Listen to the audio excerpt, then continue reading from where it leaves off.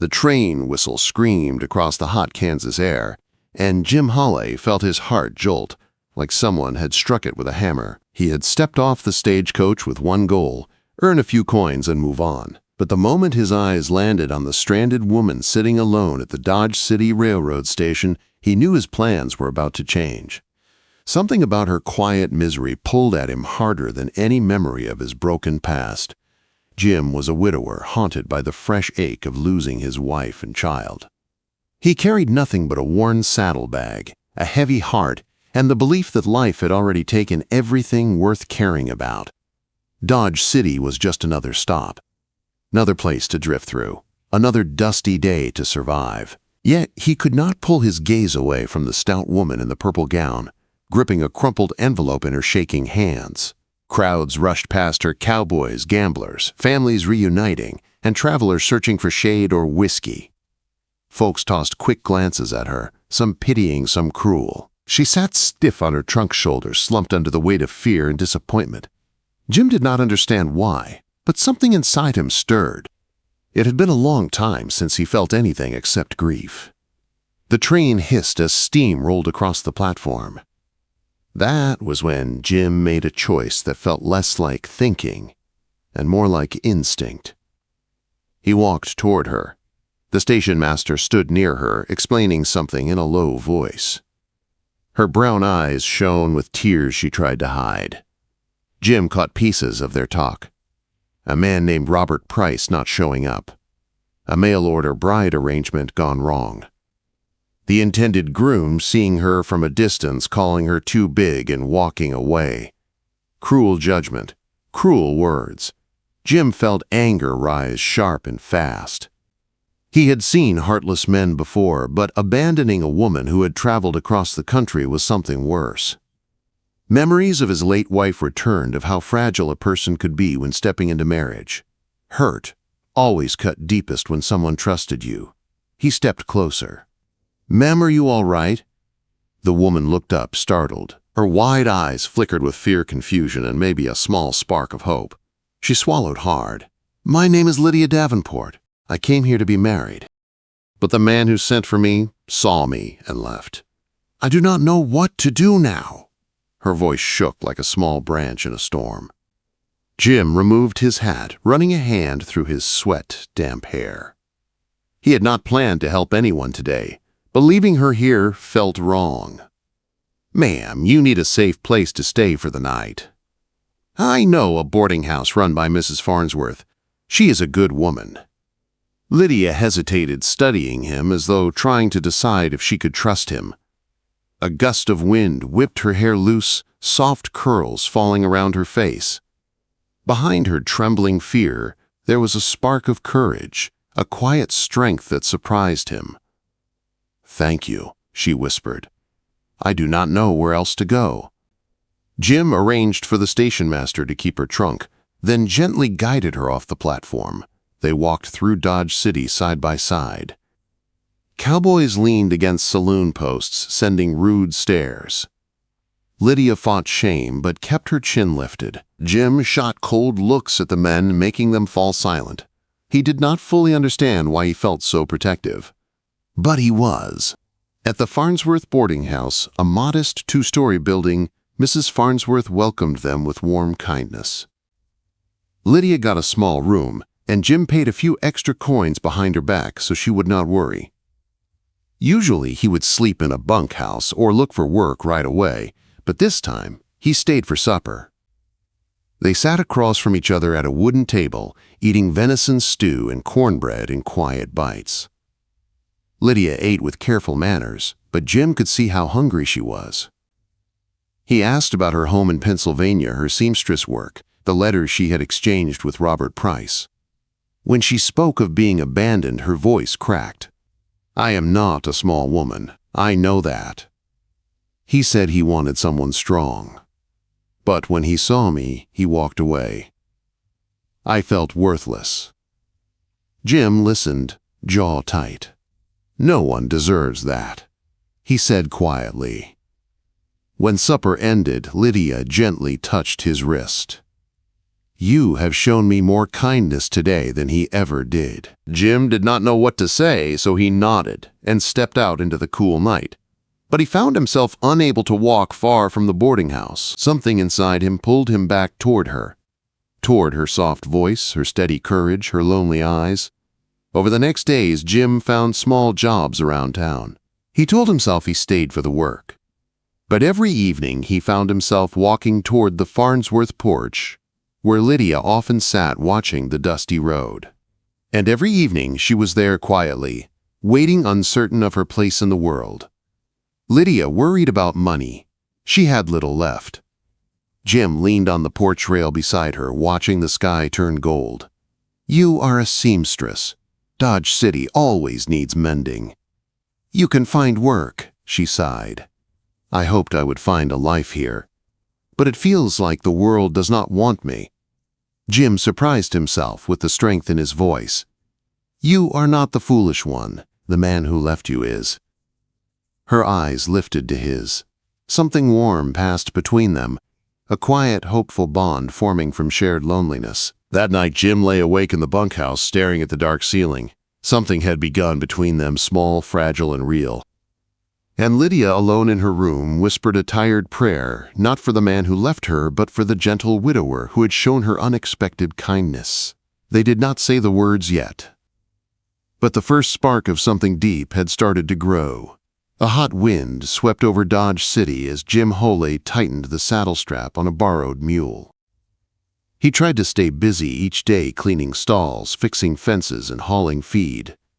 But no matter how hard he worked, his thoughts kept drifting back to Lydia Davenport. He told himself he stayed in town because he needed the money. He told himself he was only being kind to a woman in trouble. But each night, when he found his boots leading him toward Farnsworth boarding house, he knew the truth ran deeper. Lydia tried to settle into her new life, yet everything felt unsettled. Her sewing brought in a few coins, but not enough to ease her worries. Each morning she walked into town with her sewing basket, bracing herself for the looks she knew she would receive. Some folks smiled kindly, others whispered. A few let their eyes roam over her with judgment. She swallowed her hurt and kept going. She had come west to start a new life. She refused to crumble now. One evening, Jim found her on the porch again. Lydia sat rocking gently, her hands folded in her lap as she watched wagons roll down the road. The setting sun painted her face in soft gold. He climbed the steps and leaned against the railing. "How are you doing today?" Lydia let out a slow breath. "I am trying my best. But some days it feels like I do not belong anywhere. I feel like everyone sees me as a mistake." Jim shook his head. "You are not a mistake." She looked at him, surprised by the firmness in his tone. "You are stronger than anyone gives you credit for," he added. "You came all the way out here alone. That takes courage." A shy spark of hope lit in her eyes. He hesitated, then told her about the small patch of land he had once thought about renting. A dusty stretch near the Arkansas River with a rickety barn and stubborn soil. Nothing special, but talking about it felt natural with her. Lydia smiled softly. "It sounds peaceful." He had not used that word in a long time. As the days passed, Lydia worked steadily, mending shirts for ranch hands, sewing dresses for the Farnsworth girls, patching torn coats from the cowhands who got into bar fights. Folks began to notice her talent. They also noticed her kind heart. More women started bringing her clothes. She earned just enough to hold on to hope. Jim kept helping her in small ways, carrying supplies, fixing squeaky hinges in her room, making sure she was safe when she walked through town. He never said why he cared so much, but Lydia felt the truth in every quiet act. But not everyone offered kindness. One afternoon, Jim overheard two cowhands laughing loudly in front of the stable. That big bride at the station, the first man snickered. Heard she scared off the groom before he even said hello. The second man barked out a laugh.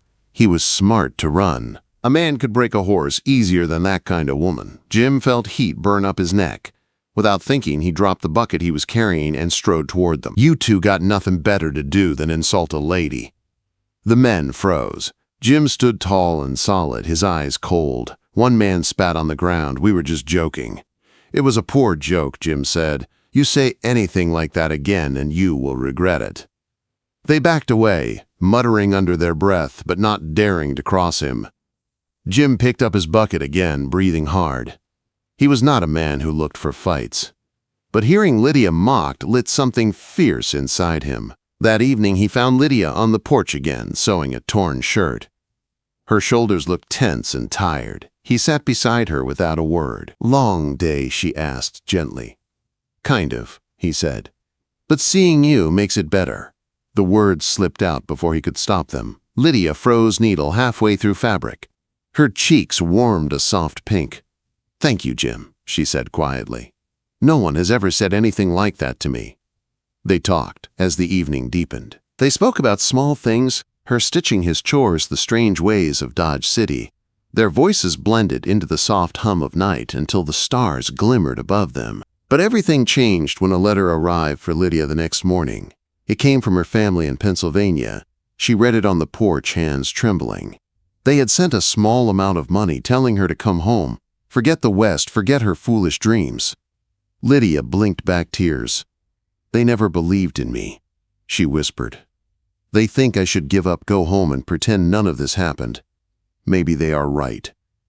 Jim stepped closer, heart tightening. "They are wrong." She looked up surprised. "You came out here because you wanted a life of your own," he said. "That takes strength. You do not have to run back because one cowardly man could not see your worth." Her eyes shimmered. "Why do you care so much, Jim?" He swallowed hard, unable to hide the truth any longer. "Because your hurt feels too heavy for you to carry alone. And because I do not want you to go." The porch fell silent except for the distant call of a crow. Lydia stared at him, breathing unsteady. Jim took a breath. Then he gently reached for her hand. "Lydia, you deserve someone who sees your strength. Someone who stands with you. Maybe that someone could be me." Her breath caught. Her fingers trembled in his. "Are you asking me what I think you are asking?" Jim nodded slowly. "I could marry you. I do not have much. I am a widower with scars. But I can work hard and stand by you. Two lonely souls might have a better chance together than apart." Tears filled her eyes, but they were not tears of heartbreak this time. "Jim, are you sure?" "More sure than anything in a long time." Lydia pressed a shaking hand to her mouth, trying to hold back a sob of relief. "Yes," she whispered. "Yes, Jim." And with that simple word, their lives shifted. Two souls who arrived in Dodge City alone now chose to face the world side by side. Jim Holay and Lydia Davenport stood hand in hand outside the county clerk's small wooden office the next afternoon. Dodge City buzzed with whispers. A few folks who had mocked Lydia only days earlier now watched with wide eyes as the widower and the abandoned bride prepared to marry. Mrs. Farnsworth fussed over Lydia's borrowed lace shawl, making sure it sat just right on her shoulders. Jim stood steady beside her, his jaw set with calm determination. Sheriff Gordon walked by and tipped his hat. "Looks like you two are doing something brave today," Jim nodded. Lydia squeezed his hand. Brave was the right word. Neither of them knew exactly what the future held, but both knew they were choosing each other without hesitation. Inside the clerk's office, Orville Maddox, the grizzled clerk, shuffled papers with bored efficiency. "Another wedding," he muttered. "Hope you two know what you are doing." Jim and Lydia exchanged a small smile. They were not running from anything. They were walking toward something new. When Maddox asked if Lydia had any vow to share, she lifted her chin. Her voice shook, but her words rang clear. "I promise to stand with him in every hardship and every hope." Jim repeated his vow steady and true. He could not promise a perfect life, but he promised honesty, work, and loyalty. Maddox signed the paper. With that, he said, "You are husband and wife." A small cheer rose from the handful of onlookers. Mrs. Farnsworth wiped her eyes. Jim lifted Lydia's veil and kissed her gently. The kiss was soft and unsure, but full of possibility. Lydia felt warmth spread through her chest, something she had not felt in years. Belonging. They celebrated with a simple supper gifted by Mrs. Farnsworth, roasted chicken, warm bread, and a slice of apple pie. Lydia laughed for the first time since arriving in Kansas. Jim watched her smile bloom and felt the tightness in his chest loosen. For a moment the weight of grief lifted, and something tender took root. The next morning, they stood on the patch of land Jim had once considered renting. The soil was dry and stubborn. The creek was a slow trickle, barely moving through the grass. The barn leaned like it had survived one too many storms. Lydia walked the land, her skirt brushing the weeds. She touched the fence post and looked toward the horizon. "We can make this work," she said with quiet confidence. Jim studied her strong, determined face. If anyone could help him build a life again, it was her. By the end of the week, they rented the land with an option to buy. Townsfolk shook their heads, certain the newlyweds would not last. But Jim and Lydia worked from dawn to dusk. Jim repaired the barn. Lydia sewed clothing for townsfolk. Her customers grew by word of mouth. Dresses, shirts, blankets, all stitched with careful hands. Each night, they ate simple meals by lantern like beans, cornbread, or eggs from the few chickens they managed to buy. They talked about the day. They talked about their hopes. They talked about nothing and everything. Slowly, their marriage began to grow from a shelter of necessity into something warmer and deeper. Then trouble returned. One sweltering afternoon, a rider appeared at the edge of their land. Jim's heart lurched. Lydia felt her hands tremble. But the rider was not Robert Price. It was a Pinkerton agent named Silas Boyd. He tipped his hat and asked questions about Robert Price. A man fitting his description was wanted for passing counterfeit money. Silas warned them Robert might be dangerous. Lydia felt fear crawl up her spine. Jim placed a steady hand on her back. "She is safe here," he said firmly. But only days later, Robert Price rode into Dodge City again. This time, he confronted them at the general store. Lydia froze. Jim stepped in front of her. "You lost the right to speak to her the moment you left her at the station." Jim said, his voice hard. Robert sneered. "You think you can keep her when your little farm falls apart." He leaned toward Lydia and spoke low. "You could still come with me. I got room for you." Lydia's eyes filled with rage. "I would rather starve with Jim than live one day with you." Robert rode off with a threat in his eyes. The tension hung over them for days. Jim warned the sheriff. They fortified their land. Jim kept his Colt revolver loaded. Lydia tried to stay strong, but fear crept into her nights. She would wake and find Jim watching the window, his jaw clenched. Trouble came at dawn. Silas Boyd the Pinkerton arrived and said Robert Price was hiding at a ranch east of town. Sheriff Gordon gathered a small group of men. Jim was asked to join because he knew the land. Lydia clutched his shirt, trembling. "Please be careful." Jim pressed his forehead to hers. "It ends today, I promise." He rode off with the sheriff and Silas. By noon, they reached the ranch. A gunfight broke out as soon as the sheriff knocked. Bullets tore through the dry air. Jim circled around back, spotting Robert trying to escape through a window. Jim fired. His shot struck Robert's shoulder, sending him stumbling. Robert crawled toward the stable, grabbed a black mare, and tried to flee. Jim rushed in, gun raised. Their eyes met. Robert fired. The bullet grazed Jim's arm. Jim aimed again and fired once more. Robert fell from the horse, collapsing into the dirt. The fight ended. Robert Price died moments later. When Jim returned home, his arm wrapped in a bandage, Lydia ran to him, her eyes full of fear and relief. She touched his face, trembling. "You came back. I told you I would." She threw her arms around him, sobbing into his shirt. Jim held her tight, letting the truth settle. They were safe now. In the weeks that followed, their farm thrived. The rains came. Their crops grew. Lydia's sewing business flourished. The fear that once darkened their small home slowly faded into nothing but memory. One cool autumn evening, they stood outside watching the sunset burn across the sky. Jim hung a wooden sign on their fence, "Holay Homestead." Lydia looked at it, her hand resting gently on her rounding stomach. Their child grew within her, a small spark of the future they had fought so hard for. Jim wrapped his arm around her. "You feel ready for what comes next?" She smiled, tears shining. "I am ready, and I am not alone anymore." A soft wind brushed across the fields, carrying the scent of hay and new beginnings. They stood side by side, hearts steady and full. Two souls who had arrived in Dodge City broken now stood together whole. Their love was not born from perfection. It was born from hardship, hope, and the courage to choose each other when the world said they did not belong. That choice built a home, a family, and a future rooted deep in the Kansas soil.